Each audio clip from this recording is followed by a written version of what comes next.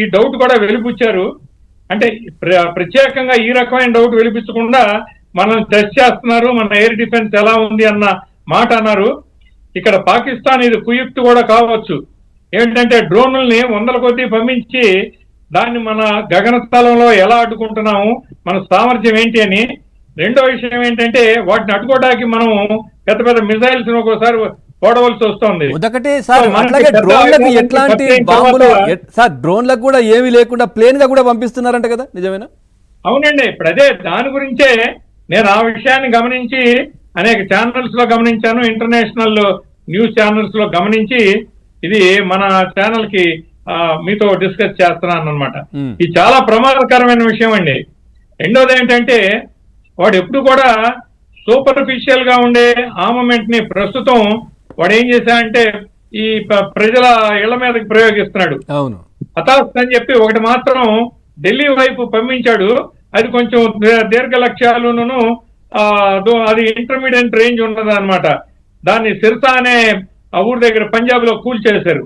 అయితే దాన్ని ఏం చేయాలంటే కంప్లీట్ గా దాన్ని పరీక్షించాలి, ల్యాబొరేటరీలో పరీక్షించి ఫోర్సనిక్ ద్వారా దానిలో ఉన్నటువంటి సమాచారాన్ని కేబుల్స్ కనుక మన వాళ్ళు చూస్తే వాడి మందం ఎంత, వాటిలో తీసుకెళ్లేటి ఎలక్ట్రిసిటీ పవర్ ఎంత, ఆ డిస్టెన్స్ ఎంతవరకు వెళ్తుంది, ఫ్యూయల్ కెపాసిటీ ఎంత, ఇవన్నీ తెలుస్తాయి. అది కనుక వాడు ఢిల్లీ దాకా ప్రయోగించే ఆ హతాశ అనేది కనుక నిజమైతే మన వాళ్ళు చాలా చాలా జాగ్రత్తగా ఉండాలి. ఎందుకంటే మనం తీసుకోవాలంటేనంటే మహమ్మద్ గజనీ సూత్రాన్ని తీసుకోవాలి.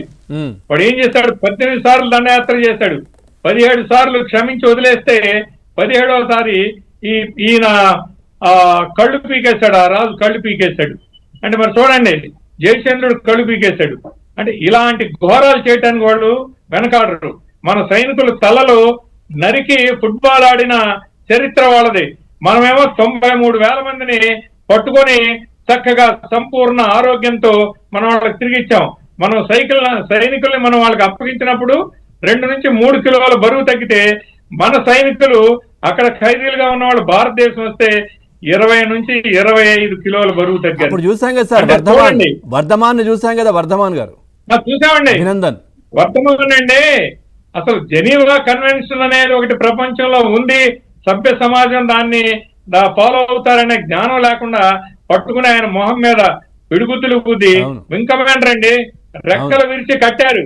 వాళ్ళ కండిషన్, వాళ్ళ దీంట్లో కస్టడీలో ఉన్నవాడు ఆయుధాలతో 2 వైపులా నడుస్తా ఉంటే ఎలా తప్పించుకుంటాడంటే పెడ రెక్కలు విరిచి కట్టి మొహం మీద బ్రూయిజెస్, నెత్తురు కార్త, అలాంటి అమానవీయ సంఘటనలు చేయటానికి పాకిస్తాన్ దుశ్చర్యలు ఎన్నో చూసామండి. నాకు 65-71 యుద్ధాల్లో ప్రత్యక్షంగా పాల్గొన్న అనుభవం ఉంది. చాలా ఆశ్చర్యం వేసేది అనమాట. దేనికి వెనకాడరండి. కారణం ఏంటంటే వారికి ఆ రకమైన విద్య ఇవ్వబడింది, ట్రైనింగ్ ఇవ్వబడింది. అది భారతదేశంలో ఎప్పుడు కూడా అసలు సమాజాన్ని ఎలా పెట్టుకోవాలి, శత్రుత్వం అనేది దేశ పాలకుల మధ్య రాజనీతిజ్ఞుల అభిప్రాయ భేదాల వలన, దేశ పాలసీలు వేరటం వలన, అంతేగాని సోల్జర్ టు సోల్జర్ ఏది లేదు. మనకి సోల్జర్ టు సోల్జర్ వీఆర్ నిమిత్త మాత్రం. పైన ఉన్నటువంటి పరిపాలకుల ఆర్డర్స్ మనం ముందుకు తీసుకెళ్లాలని మానిక్ షా అని ఫీల్డ్ మార్షల్ ఒక ఆయన ఉండేవాడు. ఆయన ఆ ఫీల్డ్ మార్షల్ అని అంత చక్కగా వివరించాడు. మరి అలాంటి సంస్కారం ఉన్న దేశం శత్రువును కూడా ప్రాణమే కదా, శత్రువు మన మీద తన బాధ్యతగా వచ్చి యుద్ధం చేస్తున్నాడు. కానీ అసలు రిమోట్ అంతా కూడా పరిపాలకుల చేతిలో ఉంది. పాలనాపరమైన విషయాల్ని వీళ్ళు అబ్లైజ్ చేయడానికి వాళ్ళ డ్యూటీగా నిర్వర్తిస్తున్నారనే కైండ్ కన్సిడరేషన్ ఆ మానిక్ షా అనే ఫీల్డ్ మార్షల్ ఉందండి. కానీ వాళ్ళు ఆలోచించట్లేదు కదా సార్. ఇప్పుడు ఎల్ఓసి వెంబడి ఉన్నటువంటి సివిలియన్స్ పైనే దాడులు చేస్తా ఉన్నారు, పూర్తిగా చేస్తున్నారండి.